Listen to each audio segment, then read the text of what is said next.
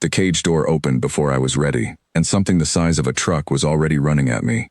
I did not have time to think. My boots hit wet stone, my lungs filled with air that smelled like rust and rotting flowers. And 30 meters away, a creature with 6 legs and a mouth full of curved teeth was closing the distance faster than anything should be able to move. I threw myself sideways behind a broken pillar of black rock. The thing slammed into it a half-second later, and the whole pillar cracked down the middle. That was how my trial began. No countdown, no warning, just noise and fear, and a body that did not belong to my world trying to end my life in the first 10 seconds. My name is Eli Marsden, and 3 days earlier I had been the only human anyone in this part of the galaxy had ever seen up close. The Calvath Dominion had found our solar system by accident, a scout ship drifting off course, and within a week their diplomats were standing in our capital cities asking questions that made our leaders nervous.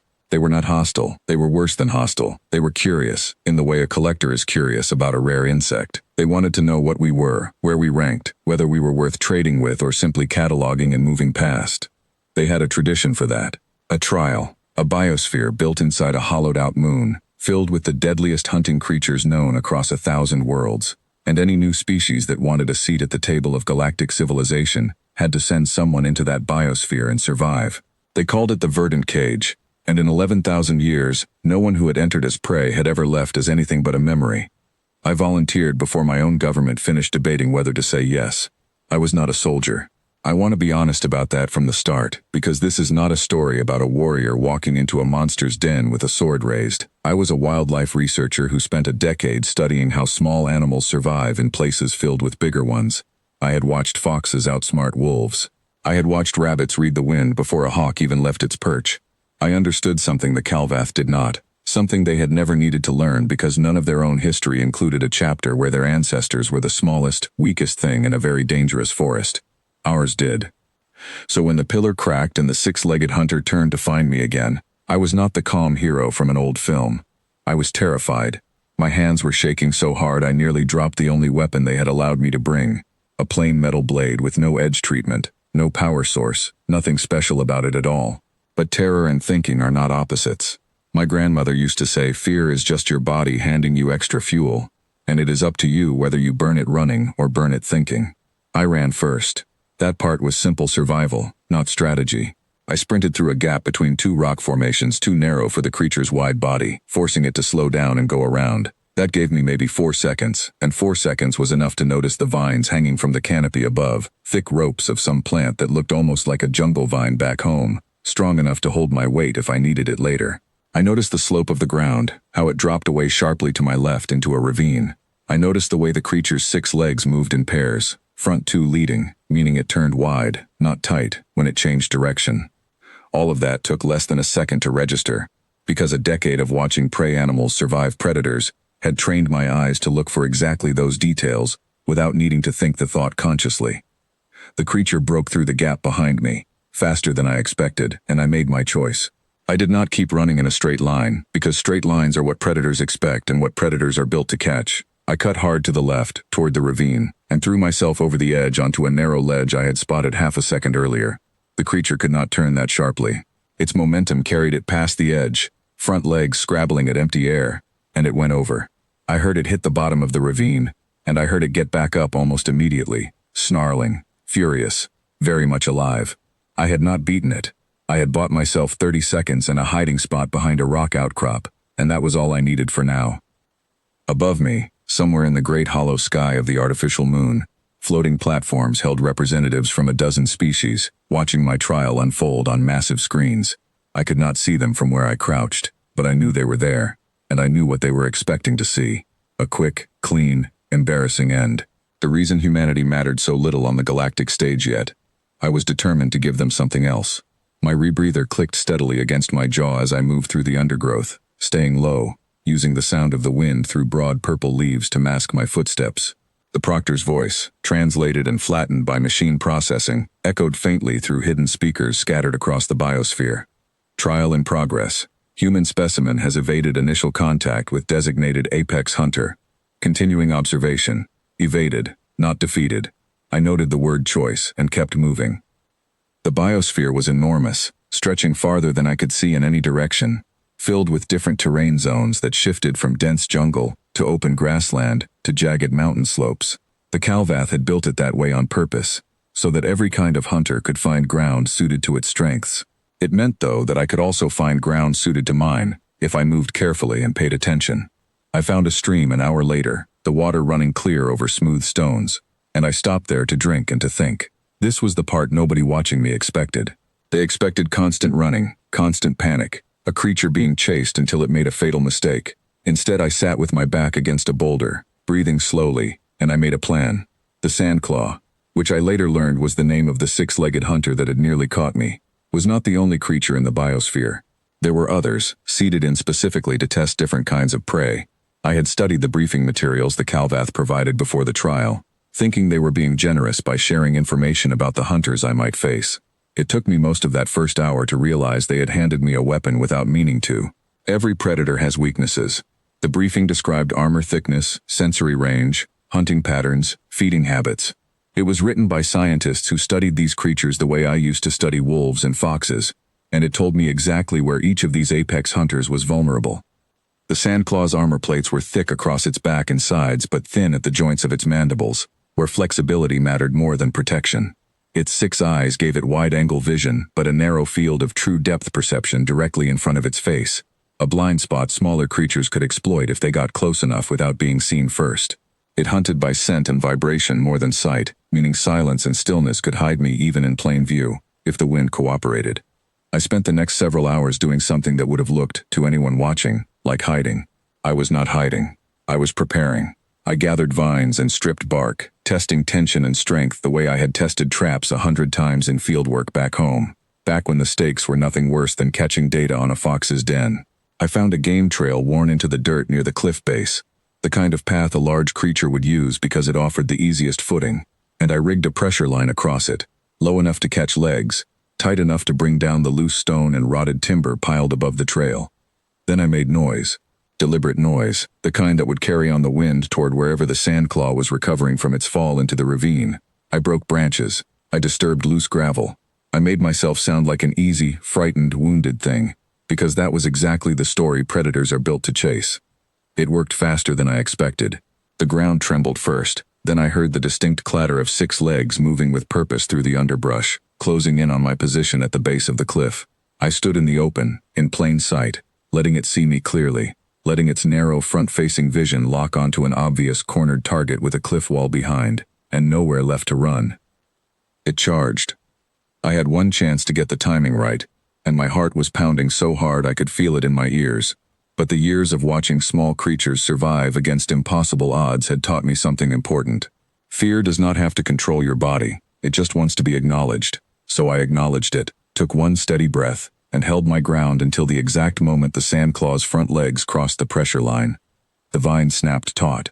The pile of stone and timber came down across its flank with a crash that echoed off the cliff wall, and the creature shrieked, a high, furious sound that I felt in my chest more than heard with my ears. It stumbled, armor cracked along one side, and for one crucial moment its guard was down. I moved inside its reach before it could recover, in close where its long legs and wide mandibles could not effectively strike. Exactly like getting inside a big dog's reach where its bite becomes useless because you are too close for it to build the leverage. My blade found the seam beneath its jaw joint where the briefing said the plating thinned out, and the fight ended there, quickly, and without any of the drawn-out struggle the watching crowds must have expected.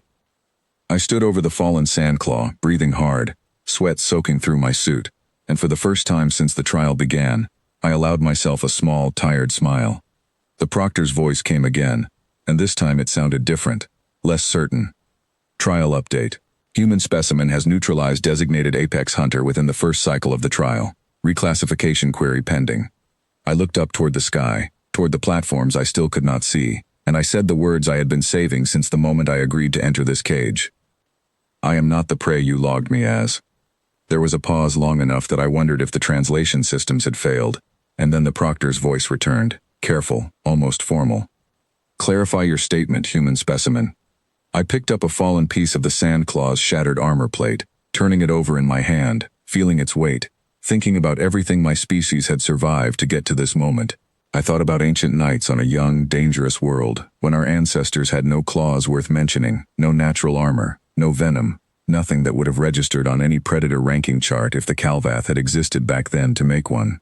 And yet those ancestors were still here, still climbing, still building, because the thing they carried inside their skulls was worth more than any claw or tooth in the history of any world.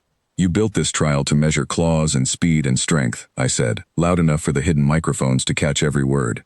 "You have been measuring the wrong thing for 11,000 years. Strength is not in the body. It is in the decision made before the fight even starts." I did not wait for a response. There were 10 more days left in the trial, and I intended to use every one of them to prove the point further, not because I needed the Calvath's respect for my own sake, but because every human back home was depending on me to open a door that would otherwise stay shut forever.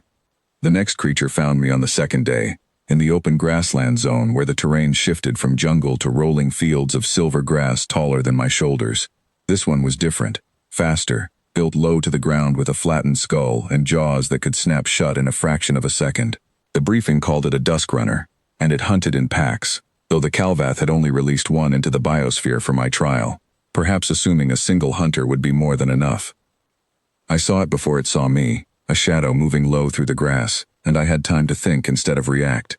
Packs animals rely on coordination, but a lone pack hunter separated from its group often hunts with more caution, not less, because instinct tells it something is missing. I used that caution against it. I let it circle me at a distance for nearly 20 minutes, tracking its movement by the way the grass bent and swayed, and I used that time to work my way toward a shallow rise in the ground where the wind would carry my scent away rather than toward it. When it finally committed to an approach, low and fast through the grass, I was ready with a length of vine tied into a loop, weighted at one end with a stone. It is an old trick, one I had used studying coyotes years earlier. Nothing complicated, just physics and patience. I threw the weighted loop as the dusk runner leaped, catching its front legs mid-stride, and the momentum that should have carried it into me instead sent it tumbling sideways into the grass. It recovered quickly, but quickly was not quickly enough. I was already moving, using the same principle that had worked before, getting close enough that its speed became a disadvantage rather than a strength. The encounter ended without serious harm to either of us, more of a standoff than a true fight, because the dusk runner recognized when the balance had shifted and retreated into the tall grass rather than press an attack it could no longer win cleanly. I let it go. There was no rule requiring me to end every encounter with total victory, and something in me, the same instinct that made me a researcher instead of a hunter back home, respected an animal smart enough to know when to walk away. The watching platforms had gone quiet by the third day, according to a brief message relayed to me by the proctor, who seemed increasingly uncertain how to categorize what it was witnessing. Several of the observing delegations had reportedly requested access to the full recording of my trial, rather than simply the summary reports usually provided. I did not know what that meant for humanity's standing among the stars, not yet, but I understood it was significant. 11,000 years of tradition does not bend easily, and every bent rule was a door pushed a little further open. On the fourth day, I faced the hardest test of the entire trial, a creature the briefing simply called the Depth Stalker, an ambush hunter that lived in the deep ravines and struck from concealment rather than open pursuit. This one nearly succeeded. It came at me from beneath a shelf of rock I had misjudged as solid ground, and only the instinct built from years of careful observation, the habit of checking shadows and gaps before trusting any surface, saved me from a strike that would have ended the trial in an instant. I threw myself backward, lost my footing on loose stone, and tumbled down a slope hard enough to leave bruises across my shoulder and ribs that I would feel for the rest of the trial. I want to be honest that this moment frightened me more than any other, because for the first time I genuinely believed I might not survive. The Depth Stalker was fast in a way the Sandclaw never was, and it did not make the mistake of a wide, obvious charge. It moved like water finding the lowest point, silent, patient, correcting its approach with each of my movements. What saved me was not a clever trap or a hidden weakness in its armor. It was something simpler. I remembered that ambush predators depend entirely on the element of surprise, and once that surprise is gone, many lose confidence in a direct pursuit because their entire hunting strategy is built around never needing one. So instead of running, I turned to face it directly the moment it broke from concealment, holding my ground, meeting its gaze without flinching, exactly the way a small researcher learns to stand tall in front of a bear that has not yet decided whether a human counts as prey or as a threat not worth the trouble. It hesitated. Just for a moment, but a moment was enough. I used the hesitation to put a rock formation between us, then another, working my way toward higher ground where its low, silent approach across open rock became loud and visible, stripped of the concealment it depended on completely. By the time it caught up with me again, it had lost the advantage that made it dangerous in the first place, and it broke off the pursuit entirely, retreating back into the ravines where its strength still mattered. I did not chase it. There was no need. The trial did not require me to defeat every creature in the biosphere, only to prove that I was not simply prey waiting to be caught, and by the fourth day, that point had already been made clearly enough that even the proctor's careful, formal announcements had begun using a different word to describe me. Not specimen, not prey, survivor, and then, by the end of that same day, competitor.